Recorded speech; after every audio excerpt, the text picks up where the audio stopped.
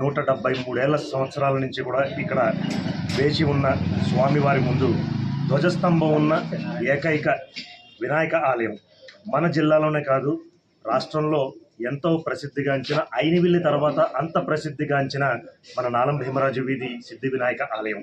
ఇక్కడ ఎంతోమంది 6 కానీ 11 కానీ కొబ్బరికాయలు కొట్టి ఇక్కడ వాళ్ళు మొక్కుకున్నవన్నీ కూడా వారికి తీరిన జ్ఞాపకాలు, వాళ్ళ కథలు ఎన్నో చెప్తారు. అలాగా కాటన్ దొరగారు ఇక్కడ గంట ఇవ్వడమే కాదు, ఇక్కడ ఎంతోమంది సెలబ్రిటీ గుడి అంటారు చూడండి, ఎంతోమంది సెలబ్రిటీస్, రాజకీయ నాయకులు, తర్వాత ఐఏఎస్ ఐపీఎస్ అధికారులు కూడా వాళ్ళు వచ్చి ఇక్కడ దర్శించుకున్న తర్వాత ఎంతో మంచి జరిగిందని ఎన్నో కథలుగా చెప్తారు. మా ముందు సాక్ష్యాలుగా ఉన్నాయి. ఇలాగ ఉన్నది 2014 నుంచి కూడా ఎంతో అభివృద్ధి చెంది తెలుగుదేశం ప్రభుత్వంలో గత కొన్నేళ్లుగా కూడా కొంత వెనకబడడంతో మళ్ళీ ఇప్పుడు మన ఎన్డీఏ ప్రభుత్వం వచ్చిన తర్వాత ఎమ్మెల్యే ఆదిరెడ్డి